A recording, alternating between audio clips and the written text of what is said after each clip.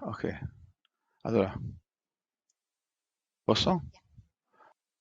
Good morning. Good morning, right? Good morning. I happen to be in Klagenfurt in a very late white Christmas. I know the snow has kept most of you has kept most of you away. I would have thought twice about something like this. With snowstorms, in Malta we don't have these, but I lived in Canada. I studied in Canada, and I was in Alberta, Edmonton, Alberta, not the Edmonton, London. And of course, this was par for the course. The subject today is critical pedagogy. I'm Peter Mayo from the University of Malta, but now guest at University Alpen Adria of Klagenfurt. I could not enjoy your beautiful city because it's covered in snow, but that's beauty in itself. Trouble is, my friends in Malta tell me you must have been a wonderful trip. No, it wasn't because it was at night. It was late in the evening. There was no light. But anyway, I'm sure we have light now because I'm going to shed light on critical pedagogy, which has a connection conceptually with this part of the world, Austria and Germany. We talk about critical pedagogy. We is noblesse oblige. We have to speak about the Frankfurt School, critical theory, and I'm sure you are exposed to this because you are very close to Germany and you speak German. Most of you, in Austria. Um, I must thank my host, Dr. Irene Senamo, who I had met in Malta last year. And I'm going to follow now strictly. I normally don't do this. I just go ahead and speak and use the PowerPoint as guidelines. But now I'm going to use the PowerPoint. Now, the first slide, I have placed there some of the most iconic figures in critical pedagogy, a way of looking at education. Now I will explain. I'll provide a definition, a working definition. If we are 12 people, we have 12 different definitions. Um, but some of the most familiar faces, most of them are based in North America. Obviously, the first person we could later I will refer to the critical theorists from Germany. I will refer to Marcuse and other people.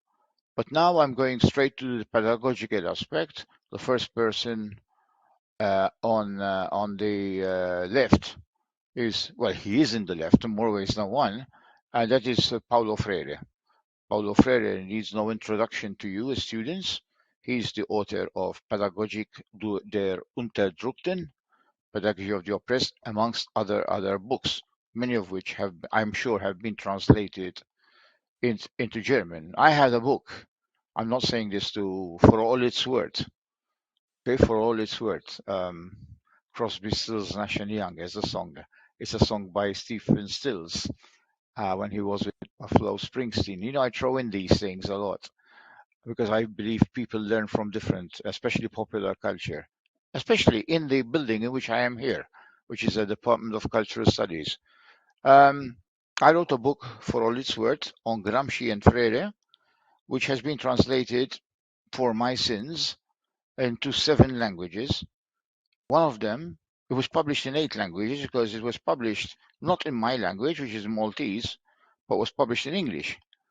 But it was translated into 7 other languages, and I'm here now gloating a bit, and one of them is German. I'm sure it was one of the best. I am sure of the Italian translation because I participated in it, so I know what went in. I don't speak German, but I'm sure they did a very good job. I just have to mention the publishing house, which is Argument. So it must be good. And the treat you have to read is very cheap if it is still in print. It could be out of stock, but it does. But you will find it in your libraries. It does have an extra chapter which you can read, and I did not. I could not, because my translator Uwe Hirschfeld added a chapter which he felt was important for Germany. It's Gramsci, Freire, and political education. I forgot the exact title because it's in German, and my German is nothing. It's zero. It's not even not good. Zero. But he added a chapter, and he brought in Brecht. So we have Gramsci, Freire, all the chapters, and then a final concluding chapter called Und Brecht. Okay, Und Brecht. So it was published by Argument in Hamburg. As you know, Argument also have a journal called Das Argument, which comes out of Berlin. Anyway, so I would place definitely critical pedagogy and Paulo Freire. I have most of critical pedagogy which uses that name. Now I'll explain what I mean. Critical pedagogy has been going on for a long time. I wouldn't put a date on it. Many people, historical figures, as I will show later on, were critical pedagogues because they had an approach to education which was not just functional, but it made people see the world in a critical vein. So it was not just education just to get a job or to give you the illusion that you can get a job by making you employable, which doesn't mean you are going to be employed. And here I have to give credit where I got this to the person who promoted this idea. I'm sure there are others doing it. Ettore Gelpi, in Italian, like my host here. And it was, that was an eye opener for me. It was his last book he published. He died in 2002. And I was involved in presenting the book as translated into Spanish. But I read the version in English. No, I read the version in Italian. And this is not what critical pedagogy is. It could be because you can use the space of vocational education. I don't know if in Germany it's like Italy, professionale, whereas in the Anglo-Saxon world, professional education has a totally different meaning. It is high quality professions, high up in the pecking order of professions. No, this is vocational education in general, and it could be because you can do critical pedagogy with different kinds of education, but it's how you go about it. It is not just you are transmitting a skill, but you can dialogue around it and around the economy to which it pertains and the nature of the production for which that skill is useful. Do we need that kind of production? What effects does that production have on the rest of the cosmos? People question production today. Questioning, problematizing, not problem solving, but problem posing, because we do not have answers to all the problems. We do not have answers to all the questions. Questions generate other questions. And I think this is the mark of critical pedagogy. Now, in that respect, you can say that one of the oldest critical pedagogues, and probably not the oldest, would be, I don't know, Socrates or Aristotle. Was Dante Alighieri a critical pedagogue? Was Thomas Mann a critical pedagogue? Was Goethe a critical pedagogue? Okay, Goethe, or were those people who hearkened back in Germany to a so-called idealist golden age? That could be also a chimera. So where do we start with critical pedagogy? If we take the terminology, but what's in a name? As Romeo said, what's in a name? We can say, yeah, we can date it. Who coined the phrase and where was it started being used? You can say it started around 1978. That's the information I have with Henry Giroux, who is on your left there, and I know whose left it is now from the way I'm looking at it, the one with the specs. And he looks like a rock star there, and that's Henry Giroux, good friend of mine, personal friend of mine, um, and who is one of the most prolific authors within critical pedagogy. I try to keep up with him. It's impossible, you know. Uh, it's like trying to keep up with Bob Dylan's songs. To tell you that, Henry Giroux is not just recycling stuff, but he always has new insights like Bob Dylan. And the other thing is, um, so it started in 1978. He told me that. Now I'm sure if you meet three of the emblematic figures, you'll get three different stories of how it started. Even if I happen to have been in the same room. Yesterday I was watching Dave Crosby died. I make no I make no secret. I was always a big fan of Crosby, Stills, Nash, or Young, or Nash and Crosby and Nash, etc. And I saw the interview with Dan Rather of CBS, and he asked him that question: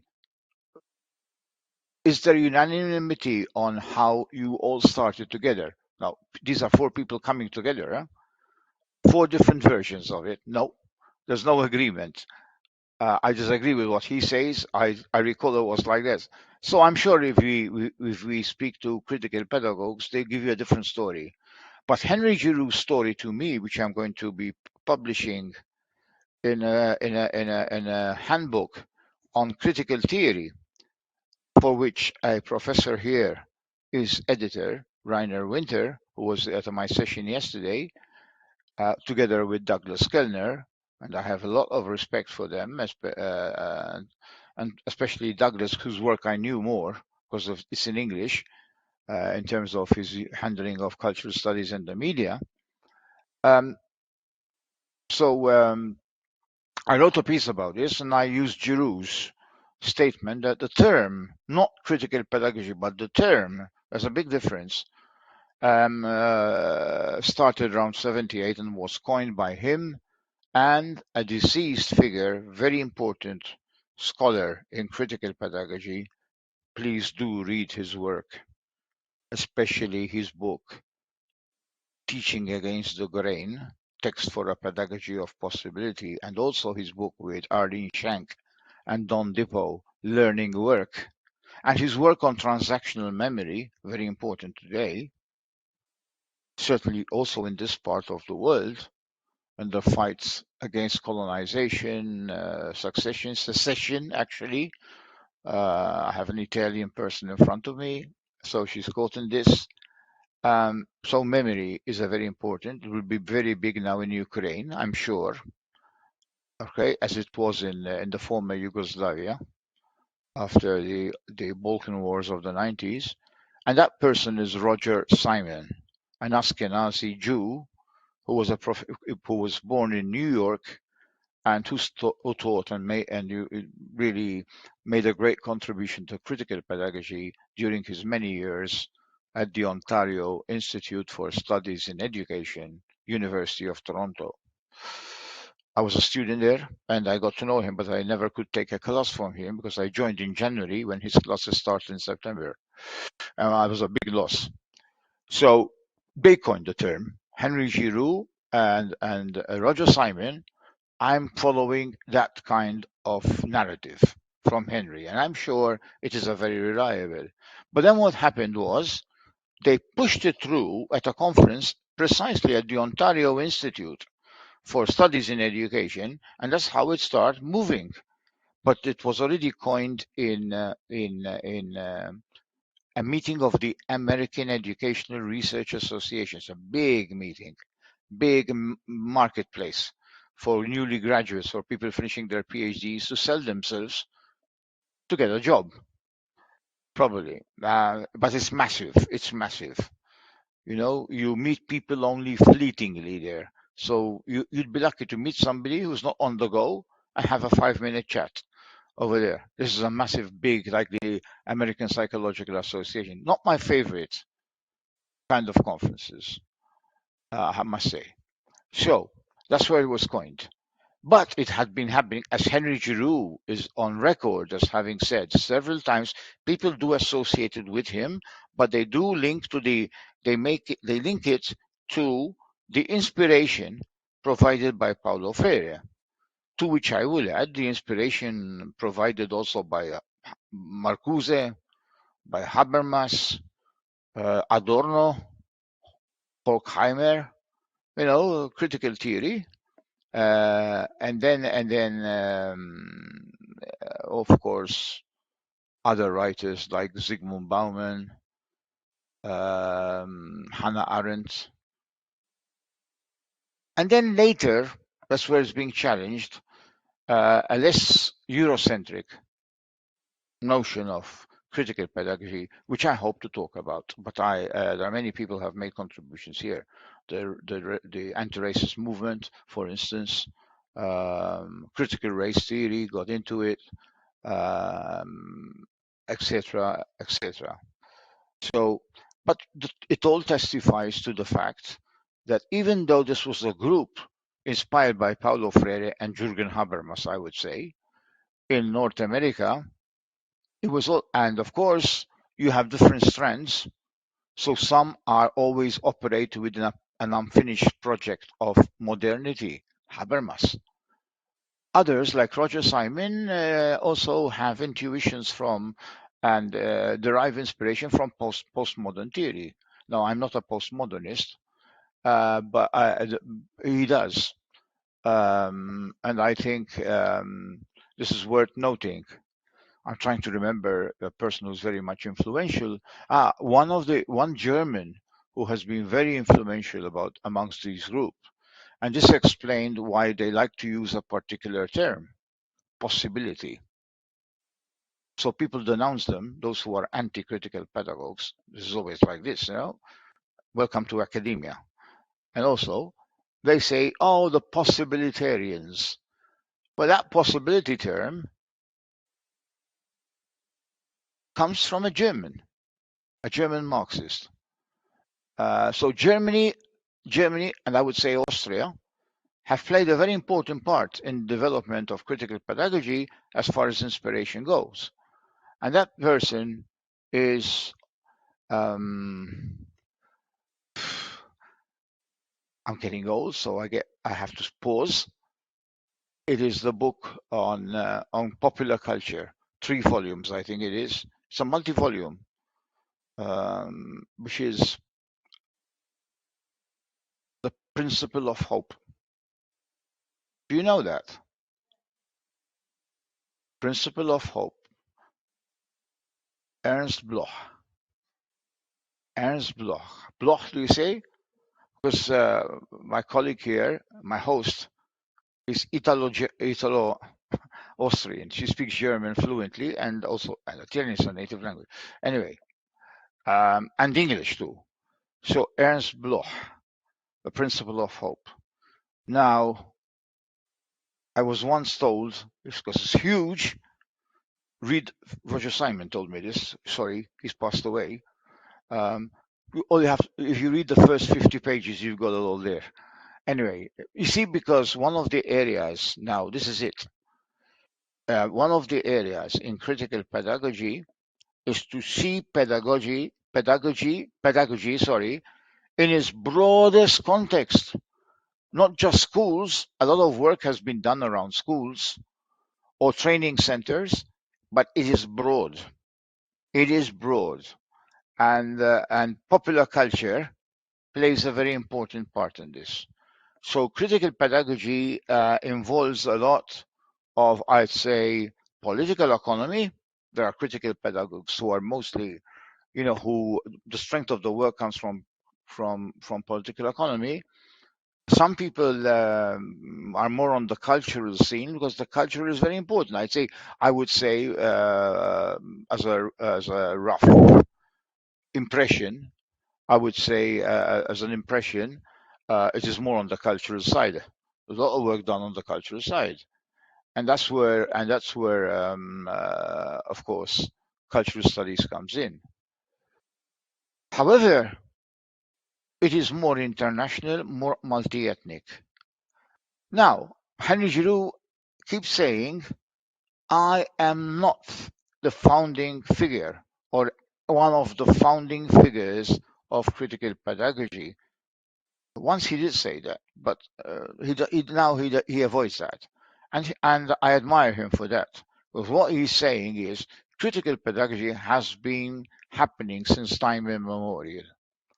Now, whether they call it critical theory, whether you call this, I don't know, uh, itinerant theater, traveling players, which Hamlet meets, okay, and he tells them, "Do not out Herod." Whether it is community workers fighting through culture, pushing a different cultural paradigm which exalts popular culture, as was the case in many societies, but one in particular for me was the Spanish Second Republic, given very, very scant importance in this critical pedagogy literature, I must say, except from among our Spanish exponents of this area, people like Ramon Frecha, Emilio Lucio, my good friend Eugenio Enrique Ramirez Cortés, and maybe Marta Soler, etc. Barcelona, for example, is a very good center of critical pedagogy. So it's moved outside North America.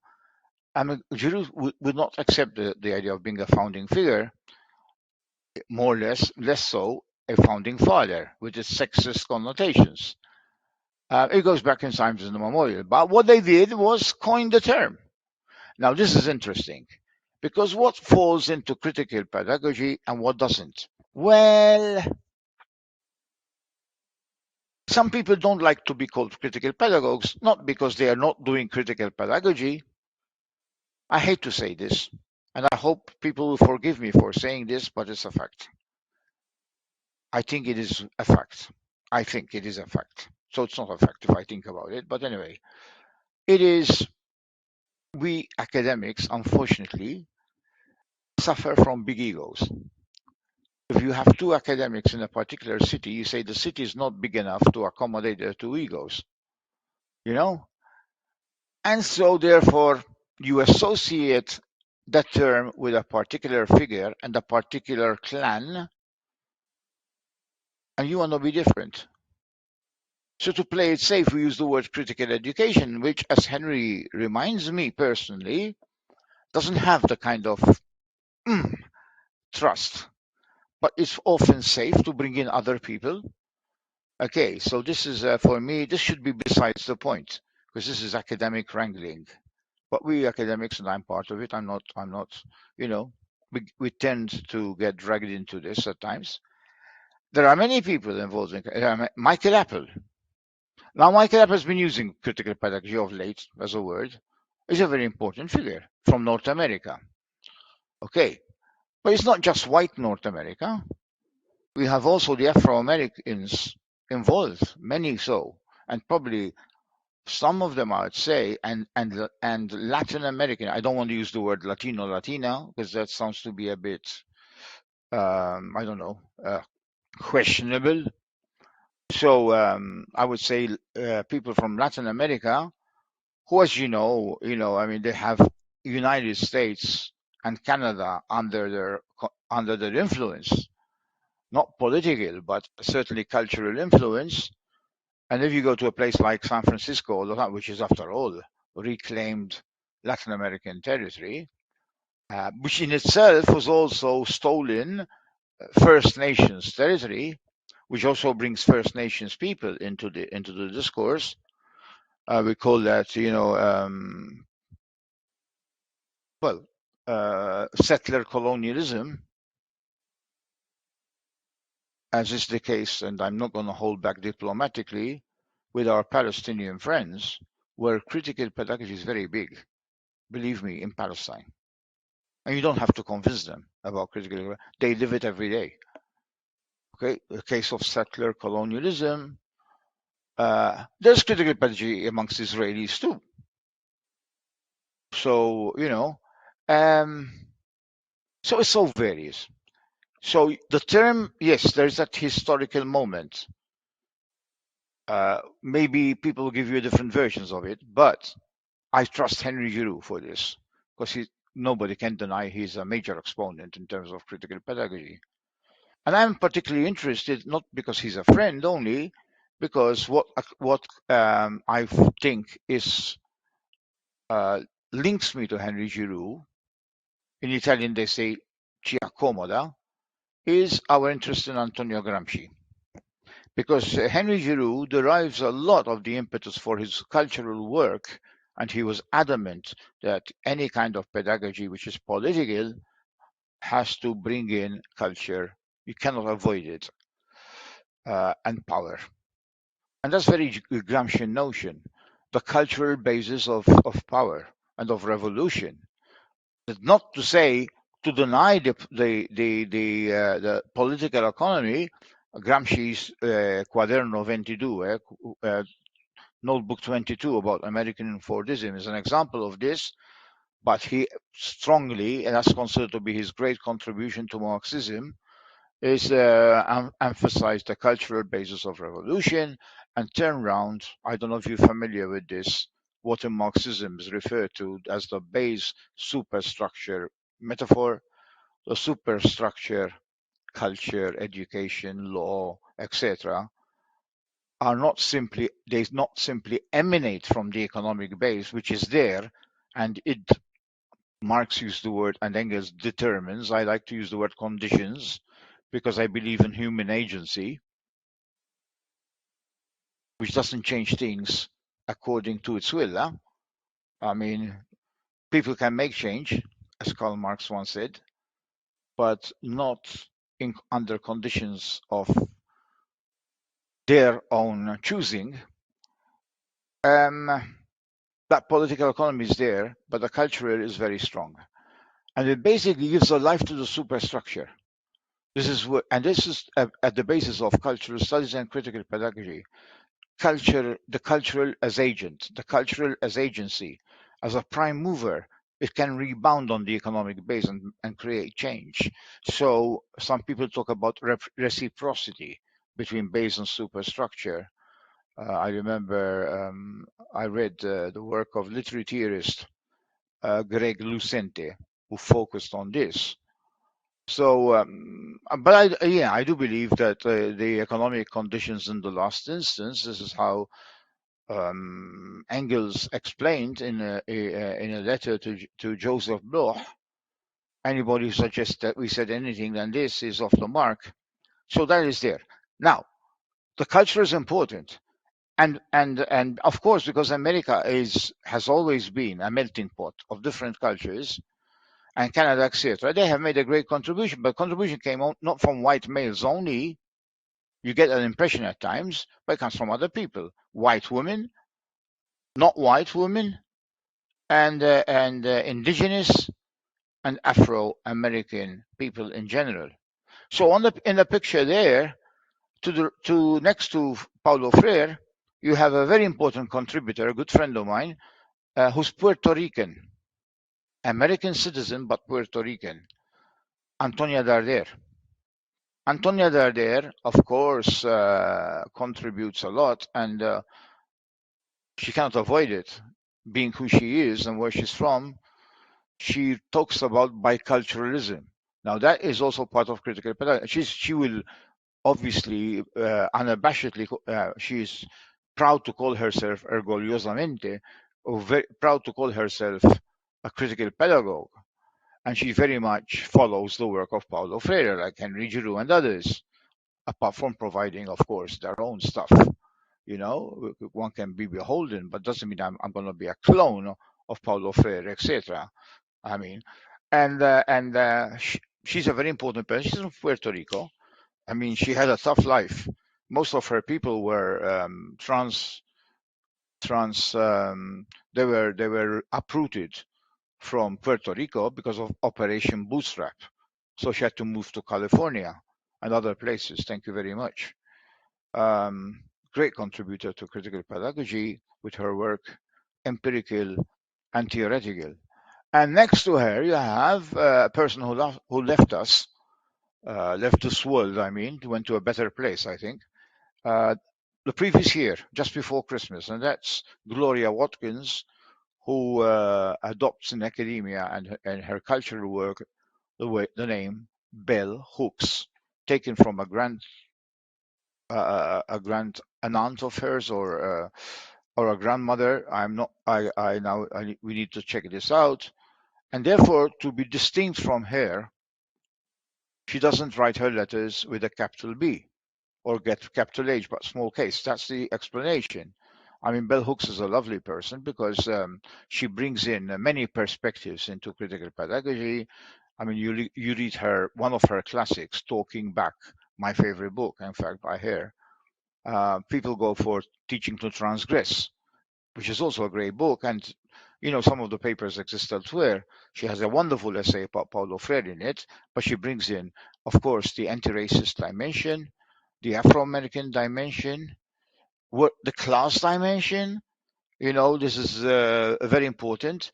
We do not separate one thing from the other. There are relations between these kinds and feminist dimension, but they're all interrelated. They are what they call intersectionality, which brings to mind another legal scholar, Kimberly Crenshaw. And in education, Patricia Hill Collins, in sociological research, Patricia Hill Collins, and I would say in sociology of education, Kathleen Lynch from Ireland would be a prime exemplar of this. So that's another one. Now, that's Henry Giroux on your left, who I already spoke about. Now, beneath him, I tend to place, this is my choice, a person who I think is very important. She's not the only one, I'm sure. Surely the people who are literary, they wrote literature. I mean, literature of a poetic, artistic type, verse or theater or novels, etc. I mean, is Toni Morrison a critical pedagogue? Is this person? I think is extremely important. That's Maxine Greene. She was the teacher of also Michael Apple. Maxine Greene passed away a couple of years ago. Uh, what I associate Maxine Greene with, apart from the fact that she actually participated in the International Brigade during the Civil War in Spain, lest we forget that moment, okay, which anticipated, I would say, or paralleled, I would say, popular education, with which Paulo Freire is associated. If you want to talk about popular education and critical pedagogy, not just talk about what happens in Latin America, where there's a lot of oppression is everywhere. Okay, but go back in history. Any moment in history, you're likely to find something which is a form of critical pedagogy. For example, during the Nazi period, the Nazi fascist period, people like Korczak, okay, immortalized, in my view, in a film by Vaida.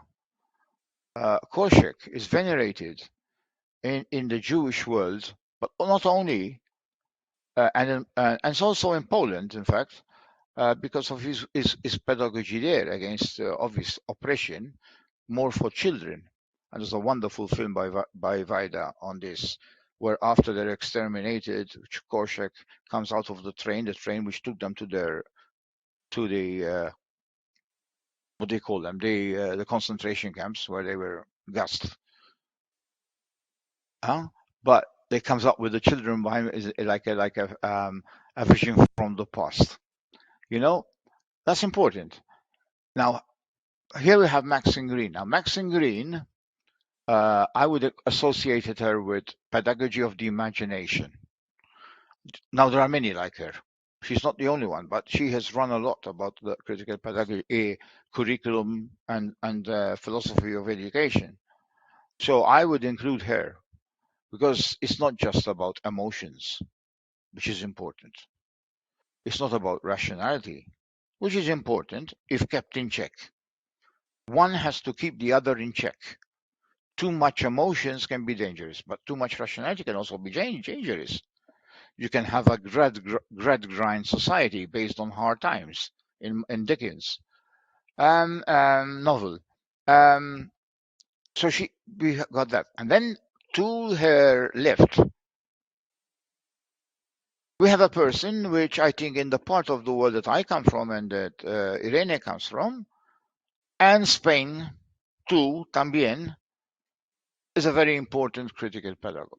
In my view, what he created with his dropouts from the schools in a place called Barbiana, where he changed the whole notion of education, made it stand on its head. Okay, not just Marx stood somebody Hegel on his head, but this one, son had atheist parents.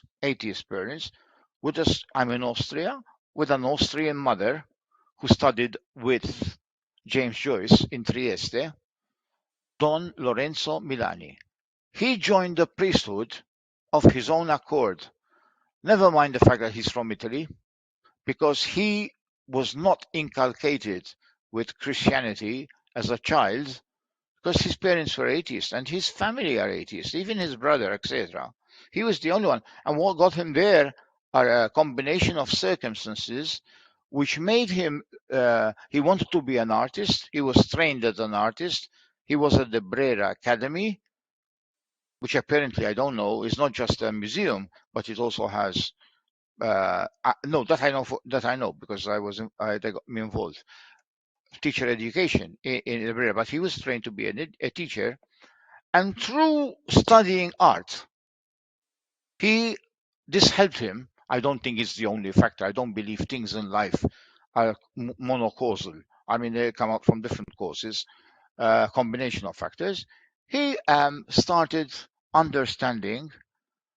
Um, it developed in him an interest in Christianity, which shocked his parents. They never expected that. And however, the way he looked at Christianity, this was not Christianity as promoted by the upper hierarchy, the upper echelons of the church hierarchy. It was socialism, the Christian way. He never used the word socialism, but that's what it was. And it was a question of power, empowering people to give a voice. Now, give a voice, be careful, it's not a patronizing term. In English, to be exact, we say create the conditions for people to come into voice. But that's from Italian, dare la voce, dare la parola, which means you have the platform. That's how they use it in Parliament in Italy. You are iscritto, registered to speak. You have the faculty. Ti do la parola. So that's not patronizing at all. Okay, there is a lot of language kind of nuances involved. And that was what he saw. And for him, this is revolutionary. This landed him in hot water with the church hierarchy. People should not waste their time teaching catechism, although he did produce an alternative catechism to the mainstream. The best thing he says is they teach people deserve a broad humanist education, which makes you a better human person. I'm not sure it does. Some of the Nazi commandants had high quality humanities degrees. But this is the assumption it will make you a better person. When you have a better person, there are chances of having a calling, okay, the grace of conversion, religious conversion will come as an act of grace, not through studying catechism, which for him was a joke. It was rote learning most of the time, which doesn't mean anything. Then you can do that. But what he's talking about is the right to education for everybody and a non-confessional education. Education as you any person would want his child or her child to have. And it was education connected to life, connected to the community, but which does not sell students short. It may not be the best education for his children to sit for the esame di maturità, which is like what English call the O levels or whatever, which will probably get you to a teacher training institution, magistero, or since he was from Italy, or a university.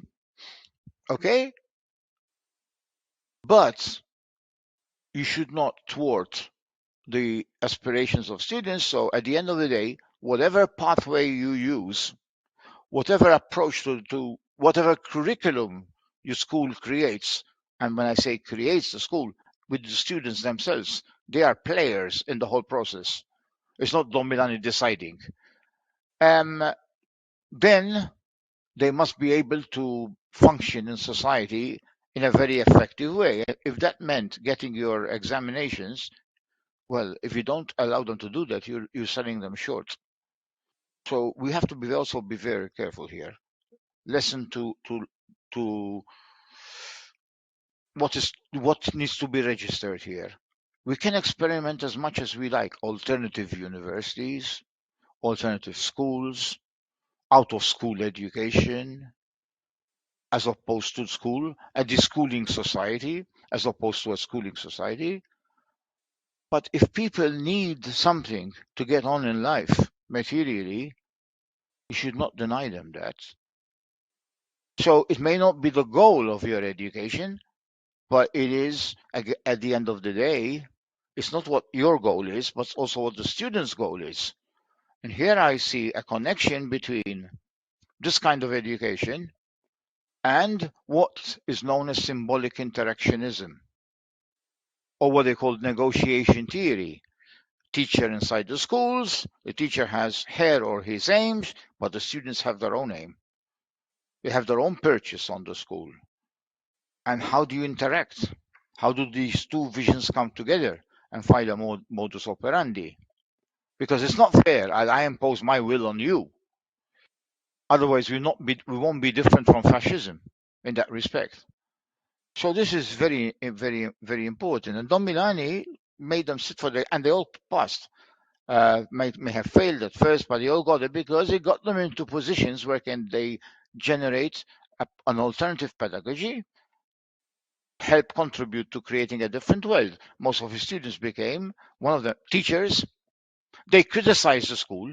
The famous work is Letter to a Teacher, Letter a una Professorsa, which criticized the school. Some teachers feel downhearted by that book.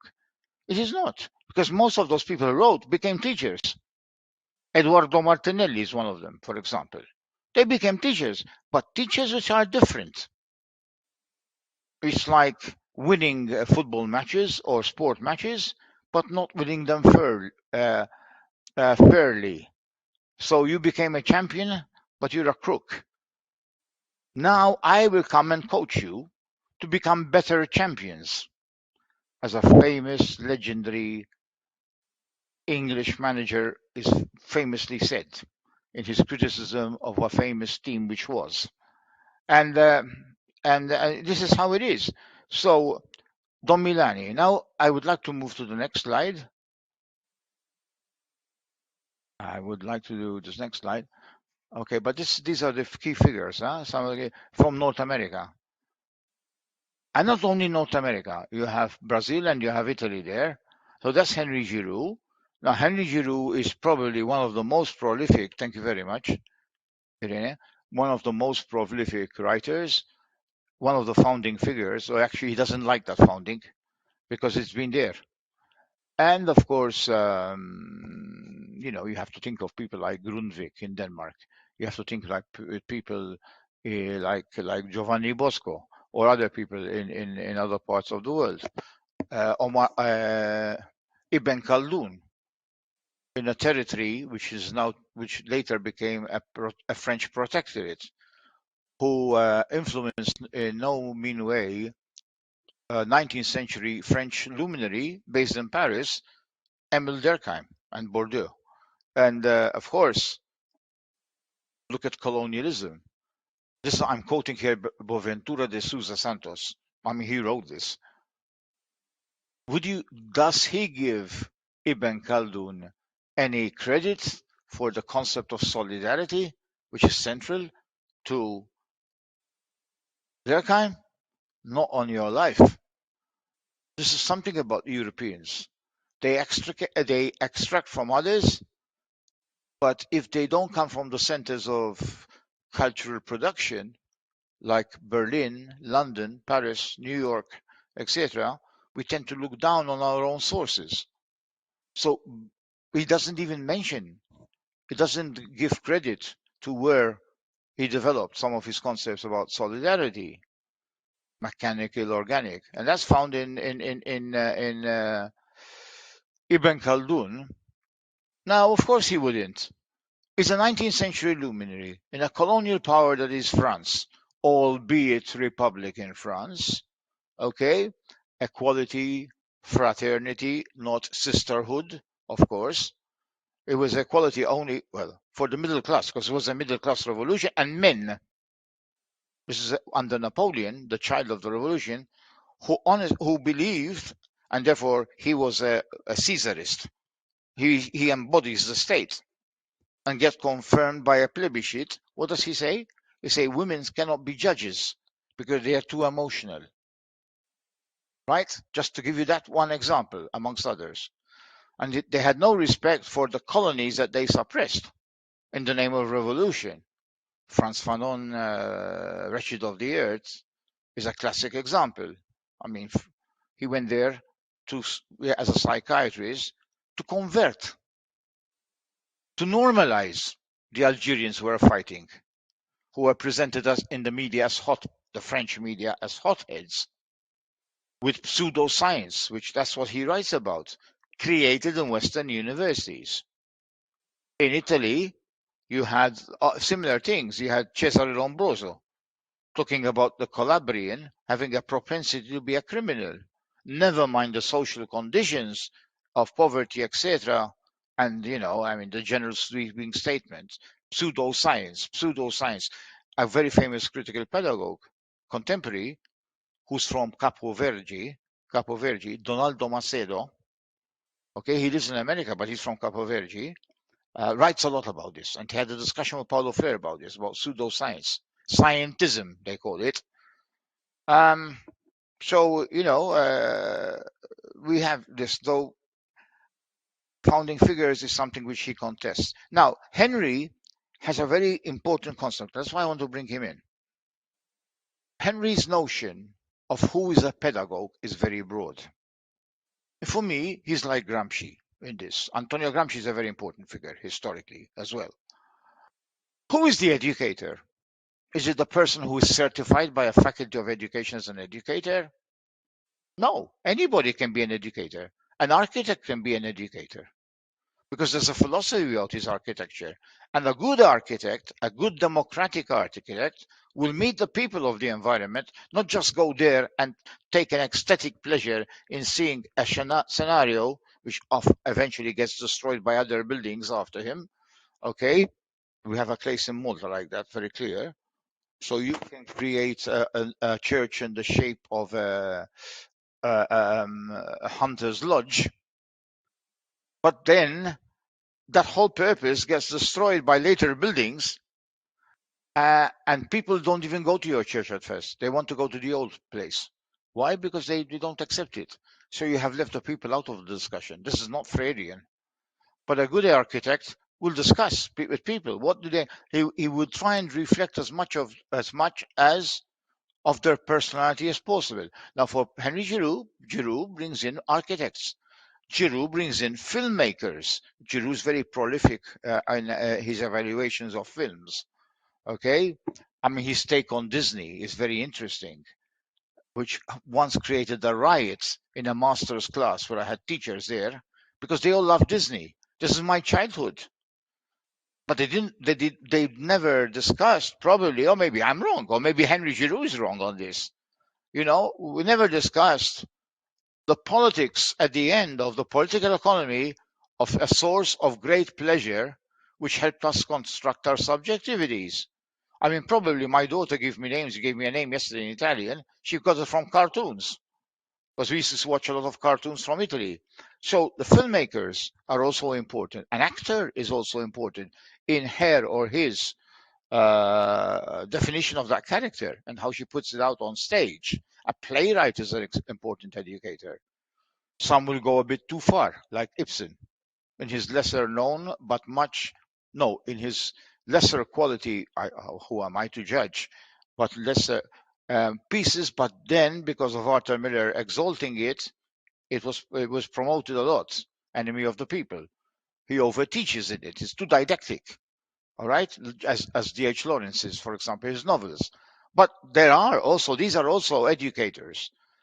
And then if we talk about education in general, it depends because there are different traditions of the word education. In the British tradition, education is considered to be a normative, positive thing. In other places, it's not. So even Trump is education, is a pedagogue. But that would not be accepted in people who are against him in England. There are people in his favor, of course, like Nigel Farage, but other people would be against him. But that is also that's pedagogy. He's bombarding you. The state is a pedagogue. The state. The state has always been stating, and it never stops stating. Corrigan and Sayer writes. I love that line in The Great Arch because there's always moral regulation. It's going to regulate. In fact, the most mature state is a state, that's how it presents itself, where it doesn't have to track down and harass people, but people have internalized those norms and laws that they regulate themselves. What Michel Foucault calls governmentality. So governing by proxy, so to speak. I don't have to do it because they take it upon themselves, which means I've won the war of hegemony. Hegemony is a very important term in Antonio Gramsci's terms, because now I've got the consensus from the people. People believe that I have the moral right to lead because they share my vision. And those who don't share my vision deep down also pretend to share it, therefore materially continue to support because they gain a purchase over it. I could be gay, but I support gay bashing. Why? Because it makes me popular. I'm not ostracized or used to be in the past, not today. Yeah? Hopefully. In certain places, by the way. Hang on a minute. In certain places. As we've seen from the last World Cup that it doesn't. There are places which have a different attitude.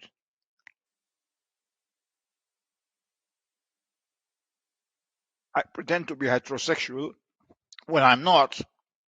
There's been research about this, which really entered the nether reaches of the mind, where they had the freedom, the conditions were created that people could speak freely with no chance of a fallout from what they say about gay people pretending to be macho and gay bashers because it gave them a purchase out of a world governed by heteronormativity. Hopefully, that's changing in many cities. It's certainly changed in my country quite a lot. Not in other countries, as the last World Cup showed us, which is very careful. When we organize things about critical pedagogy, this happens to adult educators, we have a tendency to look for countries which are, how should I say, majority world countries geographically. We never realize the reactions they have to certain topics that are being promoted. And sexuality is one of them.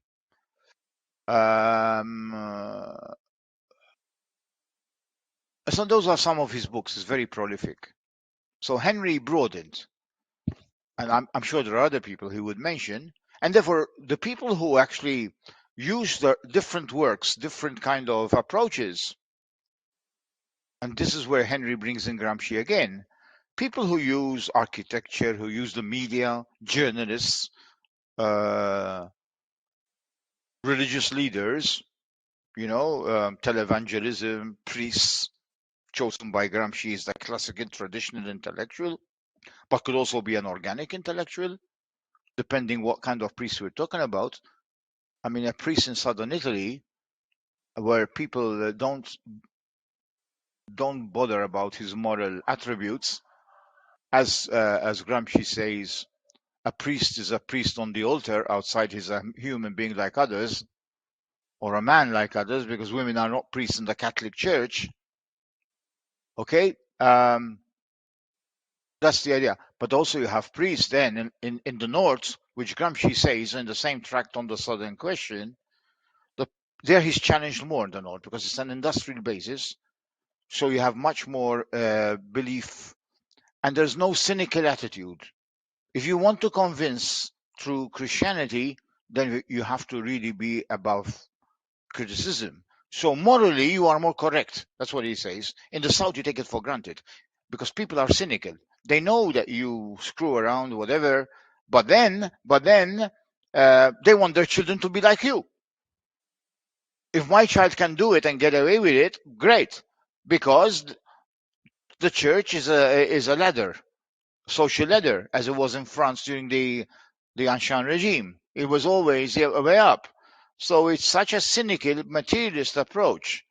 Okay, everybody does this, so what? But I want my son, and if my son does it, he can do it. Good luck. You know what I mean? Um, this is the whole. But now we have the reality of a church being different, a militant church. I mean, people like Frei Betto wrote about this, militant Christ. Now, you may not believe in this, but there are a lot of people from the church who do great work. And they are often at loggerheads with the hierarchy, the upper echelons. Don Milani was one of them. Liberation theologians are amongst them, and Giroux makes a distinction, which I can also connect with Gramsci. Everybody talks about traditional and organic intellectuals in Gramsci. I'm not going to go into that because we don't have the time. But the organic is when you are directly connected with a particular social grouping, social class, gender, etc. A traditional, at some stage in history, that position you hold was connected to a particular class. But then it superseded itself, but it becomes a residue from that period, which does not connect you to a class, but it was in history. It survived the historical stages, and therefore you have the aura, the mistaken aura of being neutral, of being a traditional intellectual cut off. Now, the philosopher probably at a particular stage in ancient Greece had an organic function, but then it superseded that function. A lawyer in the Middle Ages, when you have the whole concern with property, etc., was organic. It was organic to landowners on property, etc. That superseded itself because now it's not, Um, and here you have a very important people, a very important point taken from Gramsci. So you have, but but these intellectuals, organic or not, operate at different levels. Now Gramsci talks about the organic intellectual and the traditional intellectual, but he makes a distinction between high-ranking intellectuals. So you could be an organic intellectual to the working class, but if you happen to be a shop steward, etc., you are a subaltern intellectual. But if you are somebody who became like in Italy, Eugenio Lama, the head of CGL, well, he's not a subaltern intellectual because he appears on television, invited, etc. So they have these grand intellectuals. Benedetto Croce was a grand intellectual. He shaped the cultural climate of Italy at the time, you know. But the teacher teaching in a school, many of the ideas that Croce was promoting is not a grand intellectual. The teacher inside the school, steeped in a humanistic education, often speaking a language which is this is Gramsci's critique, which is has a negative effect in terms of politics, the kind of politics that Gramsci wanted to promote, because it imbues working class people with a language which is academic, which is very middle class, that is academic. And to succeed, the message is you have to speak this language. Is what he's doing is he is extricating, separating potential organic intellectuals from their class. This is the criticism that Gramsci levels at Benedetto Croce. But Benedetto Croce also made a separation himself between philosophy and religion. Religion is for ordinary people through the church. Philosophy are for people who go deep into study, etc. He makes a distinction. Now, for Henry also makes this distinction between the grand intellectuals and the smaller intellectuals.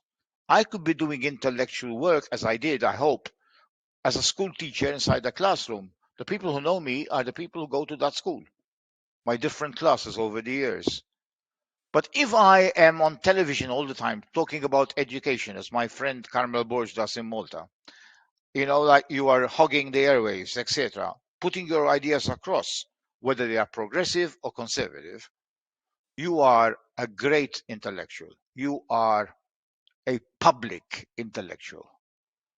And we try to become public in a space like Malta, which is small.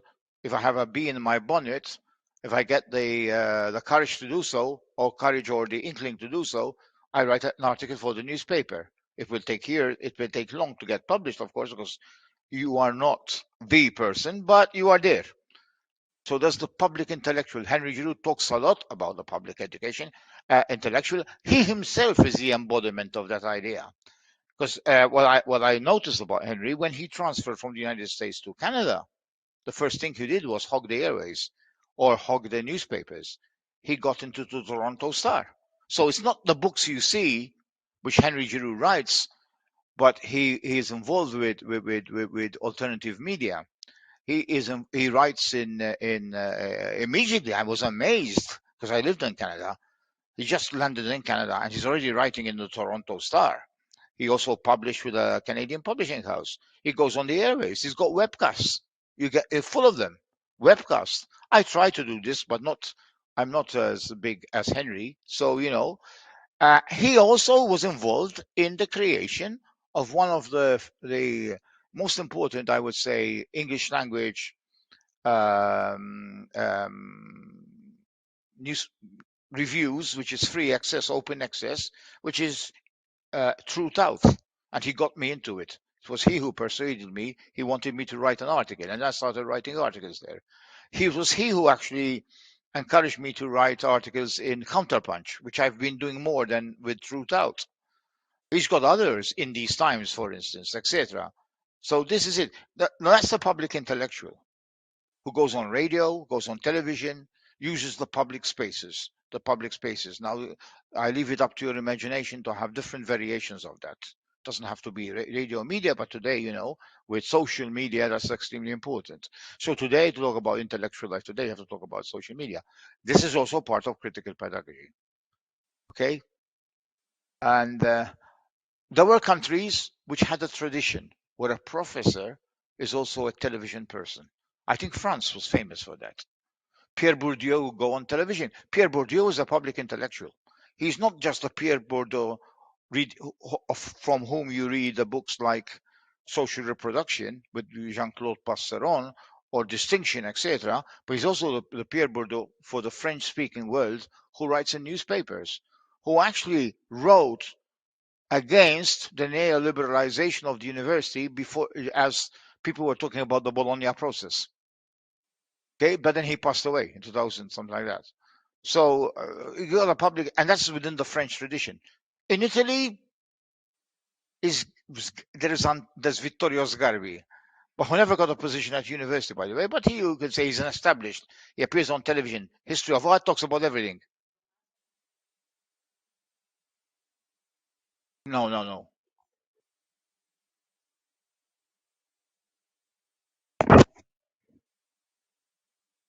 As an art history, another art history in Italy, but you all know them. You have them in your own country. Italy has many actually, but you have them. I knew Luciana Castellina, a Gramscian too. She appears on television. There's an Egyptian who used to appear a lot. I don't know. I hope he's doing well.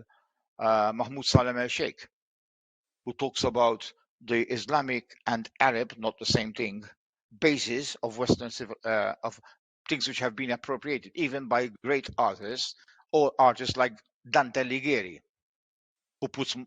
I don't want to mention this because I might get, you never know these things, but he took a lot from, or Thomas Aquinas.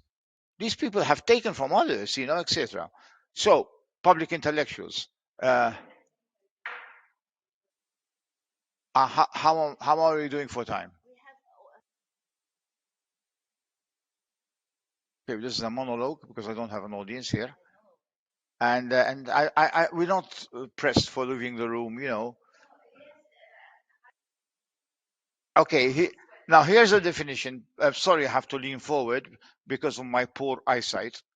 I had a detached retina, and it's still not completed the surgery.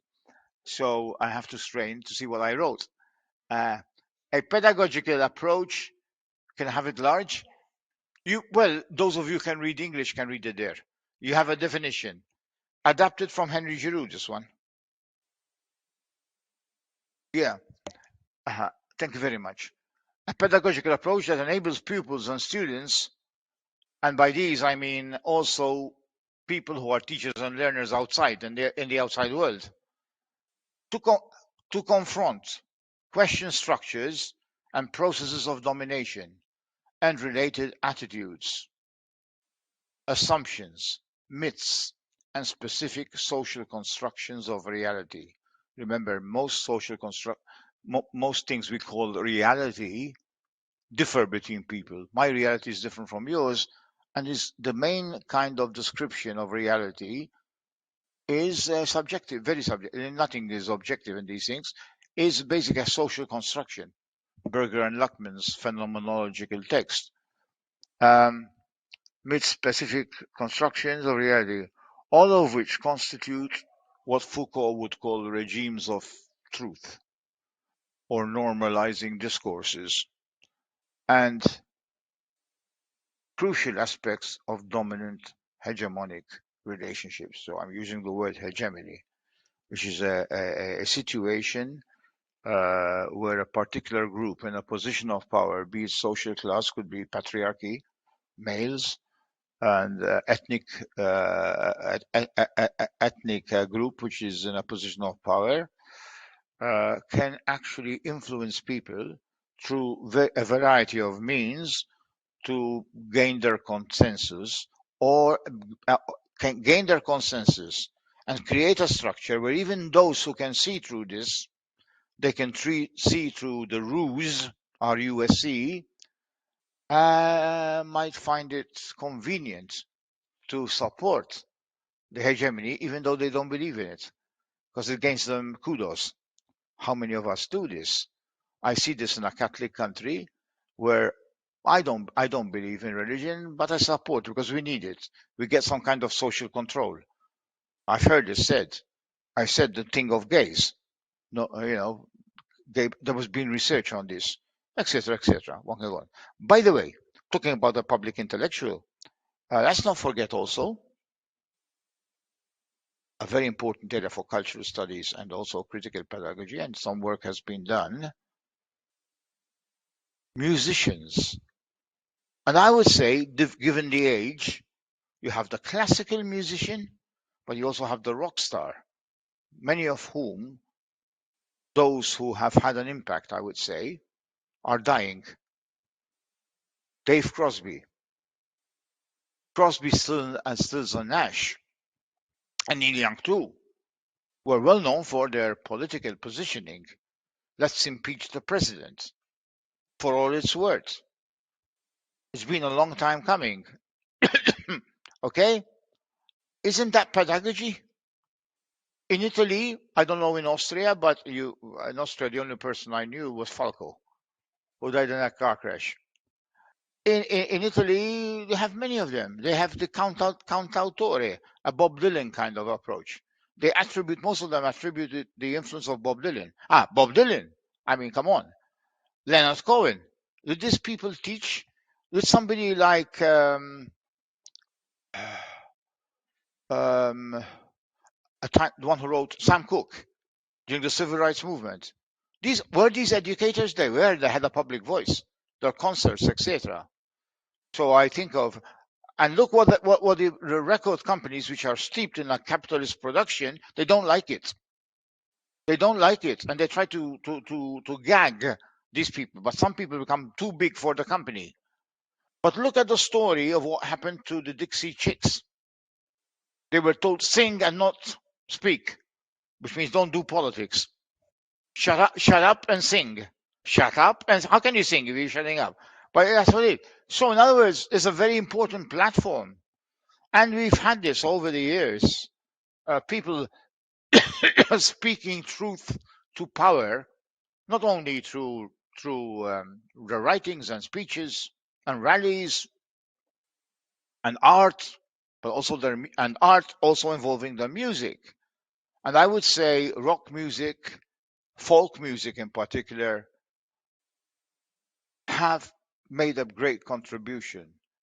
And some people are writing about this. What Afro Americans, for example, did through the blues before influencing white people to do the blues, especially in Britain. People like Robert Johnson, author of Crossroads, amongst others. Bessie Smith. There is a book which was published, I forgot who the author is, by Brill. It's called The Pedagogy of the Blues. That's interesting. I mean, is Pino Daniele, a great Neapolitan musician and singer and composer, is he an educator? Well, Italy, the name, the cantautore, singer and author, which is a Bob Dylan kind of approach, they have many. It's a whole tradition there. And they are artists who should be judged not as poets, whatever is poetry, because poetry could also be in a novel, but in their own genre. It's their own media. It was great to see Bob Dylan get the Nobel Prize for all it's worth, because we don't know how the money came from. But you get that because it recognizes also lyrics as an artistic genre in itself. I mean, Bob Dylan would refuse being called a poet. He always refused that. Why? Because his craft, his art, more than a craft, what is craft and art? Big debate. Craft in itself merits to be judged on its own properties. Of course, not on its own properties in terms of artistic merit, because of course it's connected to the outer world. You know, a hard rain's gonna fall. Come on. uh, you can't say blowing in the wind. You can't say it's not connected to the outer world. And even the later stuff by Bob Dylan basically has many. Some actually acknowledge Bob Dylan. They even produce records, but very well translated, numbers translated by from English to Italian. They're singing Dylan. Francesco De Gregori is the classic person who comes to mind, and so also Italy's Fabrizio De André. So we are talking about another medium. These are very important. So music. So it is a pedagogical process targeted at the development of a critical consciousness. It is not just critical thinking. Everybody talks about critical thinking. It involves critical thinking, but more than that, thinking can be very limited and can be abused. It is also consciousness. And when you have consciousness, this affects your whole vision of life. It even affects your language. Remember what Marx once wrote in the German ideology, Marx and Engels, Die Deutsche Ideologie. Ideologie, okay. I always was in the very awkward situation of quoting the German ideology in English, in Germany to Germans. Right? Talking about um, simulacra, copies and copies of copies, going back to the owner, yeah, of the language, well, owner of the language, the speaker of the language. So,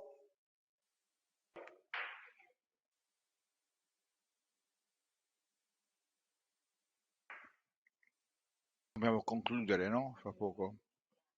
Yeah, that's the book by Henry Giroux. Just take note of what I said there. If you want it, you can ask for the PowerPoint, and we. Now these are some historical figures. Of course, for many years in the critical pedagogy literature, you will have in the early days, now not of critical pedagogy, but the literature under the banner of critical pedagogy, because as I said, critical pedagogy, God knows what was happening in China, okay, in their academies, etc. Uh, indigenous knowledge in Africa is important. I mean, indigenous knowledge. Even UNESCO had to recognize this because when it tried to promote education for all after the African countries got their independence, they realized that they cannot prove that all kinds of schools they had in the West can be something on those lines could be promoted inside impoverished countries. And of course, but then, they highlighted one very important thing. Now, whether it was convenient or not, these people have their own traditions. These countries, these contexts have their own traditions. What about the meetings they used to have with the elders? What about indigenous knowledge with a capital I? And that is also, and therefore, what about non-formal education? They stopped talking only about formal education and started talking about non-formal education. That's where that's the tradition of Paulo Freire. Non-formal education. What about what Illich spoke about, the learning webs? Illich promoted them, but they did exist at the indigenous level. And they was taken up very much in Chiapas. Remember that even Ivan Illich, and I have not lost the irony of Austrian origin, has a very great following in Chiapas. So you have open universities like the Universität de Tierra. You have the learning webs at the indigenous campesinos. Okay, they used to be called peones there, peons. They have their own non-formal or informal, non-formal, I would say, approach. And UNESCO started recognizing this because they don't have to have the money to build schools. People do that. Also recognize that throughout history, we've had a sequence of people coming together and teaching each other without needing a teacher from outside, especially if they are mixed. If you have people who have a certain amount of education, formal, and others don't. But there's a whole idea of, okay, you spend a week trying to understand what this is and then explain it to us and we have a debate. Prisoners do that a lot. They did it in Gramsci's time, in Ustica, as they was awaiting trial. But they do it everywhere. In any prison, they did it on Rose Island, Mandela, etc. They still do it today. Palestinian prisoners of conscience in Ansar Tree, in the Negev, one is Arabic, one is Jewish, desert during an intifada. But the Eurocentric canon, I would say, apart from those people who are directly connected, would have been Habermas, Foucault. Foucault became very, very big in the late 80s. Freire, of course, and he's the one who's directly and wholly connected with pedagogy. And of course, no, Antonio Gramsci, who had tremendous influence because remember also, although he's Italian, he comes from the islands. So a place which was colonized. He has a lot of things to say about intellectuals. He has a lot of things to say about education being broader than simply institutions. For him, whole society is an educational space because it is connected by hegemony, and every relationship of hegemony is an educational relationship. So it's very much in line with Giroux's presentation, where even filmmakers are educators. There are so many people who are educators. Even now, let's not look at those who can change things, or because some filmmakers can be very conservative. All these things can be conservative or progressive, whatever the term you use. Capitalism has its own great intellectuals, public intellectuals now, the big ones I'm talking about. So when I talk about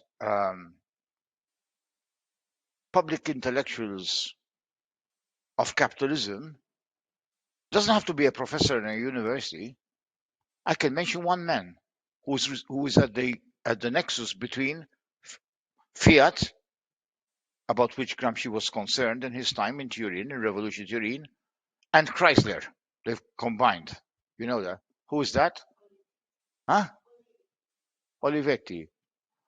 No, I'm talking about a person died mysterious, shockingly. People confuse me with him. They say I resemble him because I said I resemble him. People tell me they call me Marchionne in Malta and in Italy. Even Italians I heard. Marchionne, Sergio Marchionne. who is an Italo-Canadian, but he is considered to be the savior of a very important aspect throughout history, modern Italian history, before the creation of Italy, okay, in Savoy-led Turin. And this is the area where Gramsci, a Sardinian, operated. But this is not a lecture on Gramsci, okay? If you want a lecture on, I can do that because that's on whom I worked. But that's the context. So these are grand intellectuals, okay? But then we also have others we have to bring in, such as I think I can say I want to introduce some people. Okay, critical pedagogy, this is important, exists in the context of the collective struggle for social justice and the dismantling of structures of oppression. Now, in my view, this is just my view, don't take it as gospel, it entails reason, emotion, and imagination. Now, people have added to this. Some of the people I've interacted with, I don't like to use the word my students, interacted with and learned with. Some people say intuition, because intuition is not something that it comes after accumulation of ideas over years, etc. And okay, well, yeah, okay. Now I have to say something about the collective, and before I go there, leave it there, leave it there, leave it there. No, the other one. Yeah, but there's Ada Gobetti and Gabriela Mistral. Okay, uh, critical pedagogy. I was going to say something before this. Oh, I forgot that. Anyway, there are now one of the issues about critical. You can find critical pedagogues who deserve to be listened to in every context. I am open to learning about certain contexts because I cannot know it all. We do not know it all, so I tend to operate on two areas. What I read, and I've read a lot about Latin America, and but then where I live. So I could say Malta has its own critical pedagogues, but I refer to the country next door, Italy. It has a lot of critical pedagogues, and we need to research harder for the sources of inspiration. And there are some contemporaries there. One of them was Paulo Freire, I mentioned, who everyone knows. Now, I mentioned the collective. I have to qualify something. That's what I was going to say. I need to qualify. Paulo Freire says people do not make liberation on their own, but in concert with others. Of course, if you want to change the dialectic between oppressor and oppressed, you don't just change the people, because that will leave okay, I want to be like I'm the slave, I want to be like my master, Hegel. If I replace the master, then I become the master, and I'm no longer, but I have a slave. So the relationship remains the same. The object, it's a tall order. It don't happen in my life, but what keeps us going, that vision which transcends the ordinary, the vision which transcends the ordinary, which keeps us going. That's why I said ongoing process. If I change the relationship, there will be no oppressor and oppressed, reconcile and synthesize, then you have revolution. Then you have really changed something. But if I simply, as most people do, I want to be like my oppressor. If I have a professor who's got all the power and is oppressing me at university, but I'm going to, by hook or crook, I want to pass and I want to become a professor. One day he's going to die. I want to take his place or her place. Okay? Or perhaps do something else to get him out. Anyway, and I just do this. And I do the same thing with my students. Listen, I worked hard to get here, so you have to work your ass off to come here. Sorry, use the language. I'm doing nothing. I've just changed the people, changing of the guards. The object is the long-term object, and this is something which transcends the ordinary, is to end that relationship of exploitation. Now, we have had people in this part of the world build on that. They talk about there's knowledge which leads to your emancipation. There's knowledge which is instrumental. That's Habermas, right? Normative knowledge, etc. But there were others of a previous generation who were not like Freire. Now, Freire came from a position of oppression just as much as Adorno did and Horkheimer. They had to leave, as you know, towards North America and set up the new school there because they would not have survived in Germany under Hitler. Karl Mannheim went to London and moved into education eventually, only 1 year because he died. He went to London School of Economics and then 1 year chair of sociology at the institute, and then the chair was named after him. I don't know if he was the chair, but the chair was created the Karl Mannheim Chair of Sociology. They had to leave. Okay. The parents of Don Milani had to in Italy after the racial laws introduced by Mussolini, who defined an Italian, irony of ironies, Mussolini had mistresses everywhere, defined an Italian as being Catholic. So Catholicism became a national marker, an ethnic marker. The parents of Don Milani, who were atheists, one of whom was a Jew, married for convenience to become a Catholic, to avoid persecution. So now Paulo Freire talks about the collective. So you liberate yourself, but you also do it in concert with others. So you're not going to bring change on your own, but you have to be part of a movement. Therefore, social movements become important to create change. That kind of collectivity is collective in one sense, which I would say emancipatory sense, right? We join a movement, we create an alliance of movements, etc. Maybe a progressive, something deeper than an alliance, deeper, which often exists on the negative side more than the positive, create a historic block. That is not an alliance. An alliance. Italy had a lot of elections with alliances, but then they disband. But a bloc does not dismantle easily. It is rooted in the nature of society.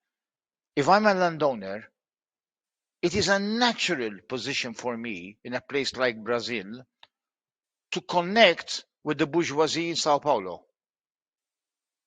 In Italy, the southern landowners connect with big industry because it's in our common interest. It's a logical thing. It's almost, even if I don't understand the whole idea, it's a natural thing to do. This is my natural, not even ally. It will happen. It will always be there. Certain parties, political parties in politics, was a natural ally to the Catholic Church in Malta, especially, or Christian Democrats in Italy for many years, and the Church. After Tangentopoli, there was a rumpus, but it was like a natural thing. It was the party of the Church. Now, the Church has its own institution, which was called by Gramsci as the Party of the Church. That was Catholic Action, which you have in most Catholic countries. Okay, but the party Christian Democrats were connected with the Vatican. So that is a historic block. We may do this. So that's collective. Most likely creation of movements. And also Paulo Freire says a relationship between a particular party and a movement. However, because Freire was involved in this. Freire was one of the founding members of the Partito Trabajadores, the Workers' Party, which is now in government under Lula again. After having got rid of Bolsonaro, to what extent I don't know, with the army on his side, but anyway, okay, there is an alliance. Now, there was a natural alliance between the Partito Trabajadores and the movements, because the party came out of the social movements, just like the English Labour Party came out of the trade union congress, the trade union movement. So it is, but Freire says, our relationship with, and Freire became Secretary of Education in the municipal government when his party won the mayor elections there. He said, if the party is open to movements, they will grow. They will be revitalized. But they have to do so without taking over. So the separation is accepted, and the movements always wanted it. They were very wary of dealing with Frere, even though he was their man, so to speak. Why? They don't want to be, what's the word, co-opted. What's the fear of co-options? And here, movements, there are many strategies by the state and in Germany to control movements so that they don't go astray. They provide funding. They, and therefore, they ask them to create a Stiftung to channel funds from the state. Now, there is a cat and mouse being played. The movement doesn't want to be co-opted. The state wants to control. Is always control. The state is always an instrument of control. So that is collective. Collective is how to change the world. We can only do it not in isolation with others, but of course, collective in this part of the world and elsewhere also can be negative. So we have to qualify what we mean by collective in the Freirean sense, in the social movement sense. First of all, even when we talk about social movements, we have to define what we mean by what kind of social movements. Are they social justice oriented social movements? Are they just concerned with identity politics? Or are they right wing, like militant Islam? I mean, Al Qaeda is a social movement. So, they're different people. The white supremacy movement in the United States. So let's not assume because movement it's the new Deus ex machina because of the corruption and the lack of faith in many parties in certain parts of the world. So we are looking for a left wing alternative. Not all movements are left wing, of course. And the right thinks along the same way as well. But there is another kind of collective, a kind which was always looked down upon by people who reveal tremendous insights into the human condition. Now, whatever that means, postmodernists will question that. I mean, William Shakespeare was one of them, and it became a tradition, mostly with the elite culture in England. In English, the word masses, has different connotations. In the establishment, masses has negative connotations. People make a distinction between a common worker and a singular worker as opposed to the worker in a mass context. Now, one person who did that was Shakespeare. Shakespeare, for all his representation of the machinations of power, of course, sometimes egged on by his own his own preferences, because he was more inclined with the Tudors, more on the line of the Tudors, and very anti-Plantagenet. So he turns Richard III into a monster. But for all his depictions of this, if you read his plays carefully, and of course, critical pedagogy incorporates everything, even the so-called established culture. It depends how you read it and what you connect it to. This is where Raymond Williams comes in. You can read Shakespeare different from the way you were taught at university because you are connecting it to a different way of life. So there's no such thing as adulterating a culture, as T.S. Eliot said, unfortunately, when moving from a particular dominant and elite class to a popular class, and he uses words like adulteration. And Raymond Williams answers him, no, it is not. It is changing because it's made to relate to a different working class, a different culture. Now, Williams was also relying on his own experience dealing with workers with the Oxford Delegacy for Extramural Studies, teaching literature, a work of literature from the perspective of minors. Okay, and Shakespeare has been used this way. But Shakespeare is part of a long tradition, which goes down to T.S. Eliot and others, of looking at masses in a very pejorative terms. Shakespeare, for example, had no truck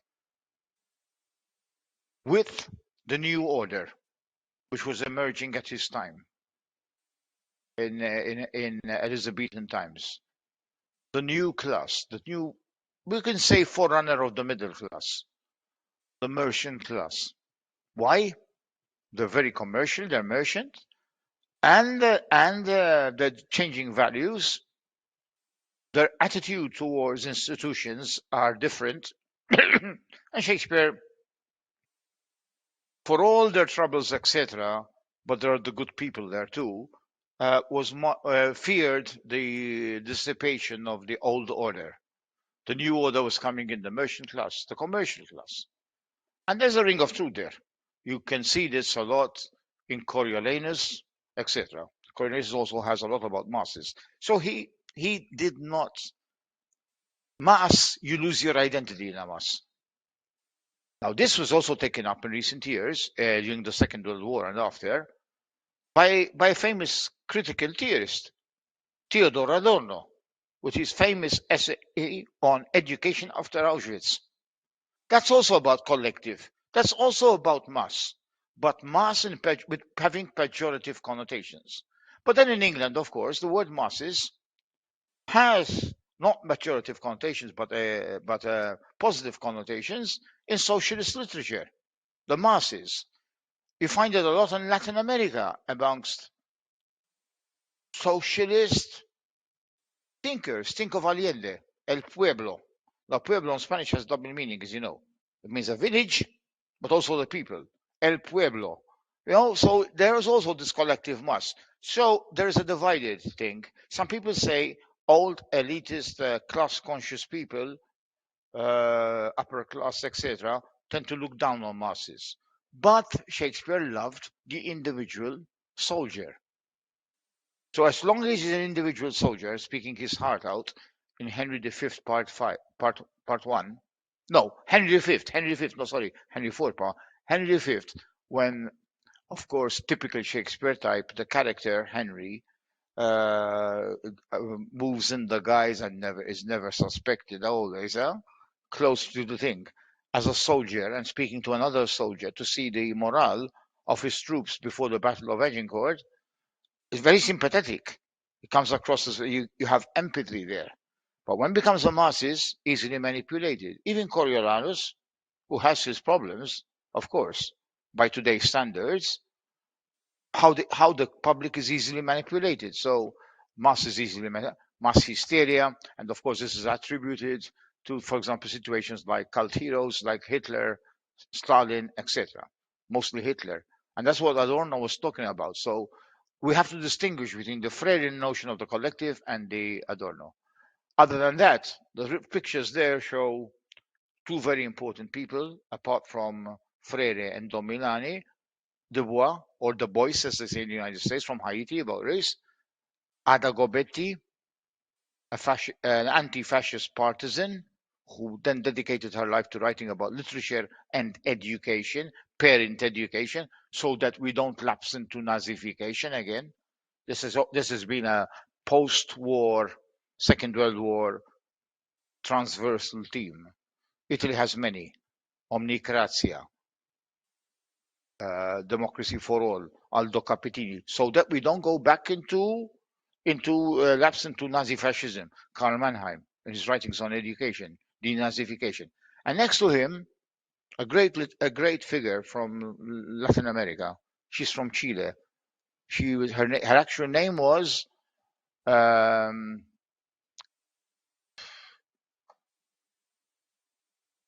her actual name is Lucila Godoy y Alcayaga, from a place called Vicuna in Chile. I hope my memory is serving me right.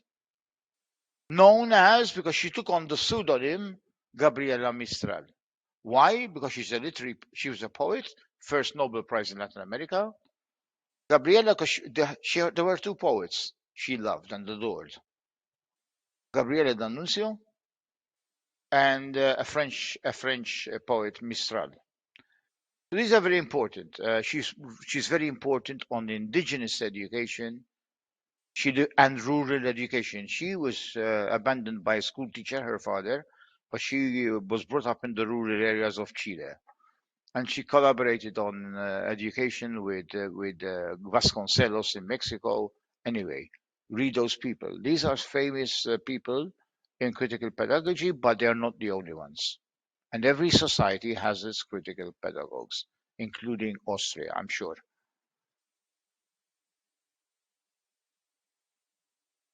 Neurat or Adler of the Vienna Circle. Yeah, not the psychologist. Yeah, well, Martin Buber, people from Israel will tell you, or Jews, because actually Martin Buber has respect even amongst Palestinians. Martin Buber, who's so big in Israel, is from Vienna, is from Austria. He's an Austrian Jew who then resettled in Palestine. It was Palestine. It was not Israel. It was not created. It was before 1948. And he's a great educator over there. And he influenced Paulo Freire on interpersonal communication. I and thou.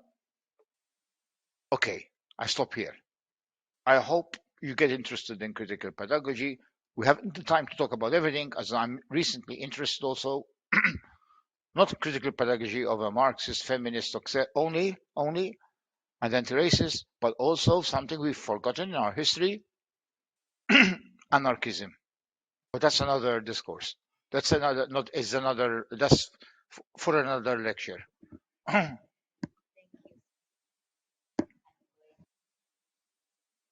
take this off.